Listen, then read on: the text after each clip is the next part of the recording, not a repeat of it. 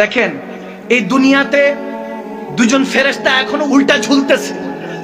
তার নাম কোরআনে পাকে এসেছে হারুত মারুত। ওই দুজনের নাম কি? হারুত মারুত। এই দুজনে এখনো উল্টা লটকায় আছে, কিয়ামত পর্যন্ত লটকায় থাকবে।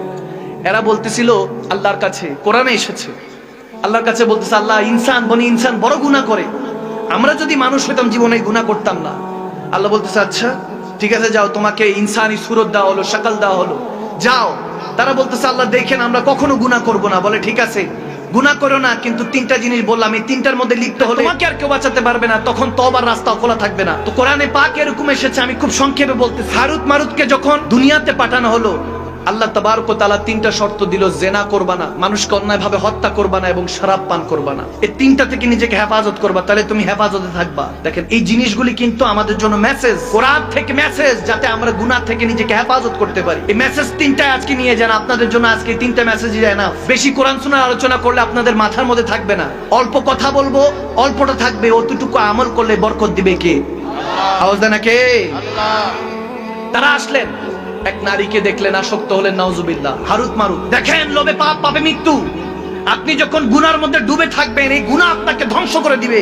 জেনার দিকে যখন লিপ্ত হলো, নারীর আসক্ত হয়ে গেল, হারুত মারুত নারীর দিকে গেল, বলতেছে আমাকে পেতে হলে শরাব পান করতে হবে। শরাব পান করার বলতেছে না, শরাব পান করব না। এখন তাদের মধ্যে এখন কাজ করতেছে না, নিজেকে হেফাজত করতে হবে, হেফাজত করতে হবে, এরকম আসছে। সংক্ষেপে বলছি, ওই নারীর হাজবেন্ড ছিল, স্বামী ছিল, বলছে তাকে হত্যা করো, এরপর আমার সাথে খারাপ কাজ করো, নাউজুবিল্লাহ।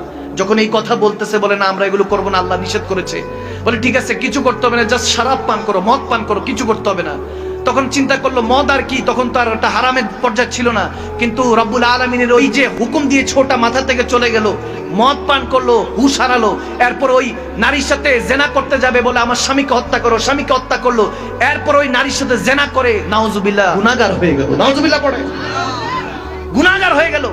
এরপরে যখন হুশ আসলো, দেখে হত্যাও করছে, জেনাও করছে, মদও খাইছে।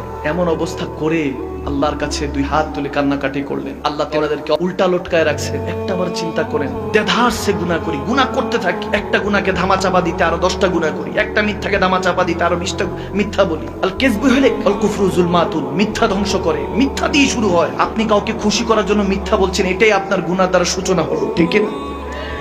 মিথ্যা থেকে নিজেকে হেফাজত করতে হবে, চোখকে হেফাজত করতে হবে, কানকে হেফাজত করতে হবে, রুহকে হেফাজত করতে হবে, জিসমের অঙ্গ প্রত্যঙ্গকে হেফাজত করতে হবে। আপনি আজকে মারা যান, 1 মাস পরে আপনার জিসম খুঁজে পাওয়া যাবে না, আপনার কাফনের কাপড়টা আপনার সাথে থাকবে না, কিচ্ছু নিয়ে যেতে পারবো না। এই গুনার মধ্যে আমরা ডুবতে থাকি, ডুবে থাকি। ভাইরা আমার, বাবার আমার, ডেইলি ওয়াজ করি, করতে করতে মাঝে মাঝে চিন্তা করি কত ওয়াজ করব।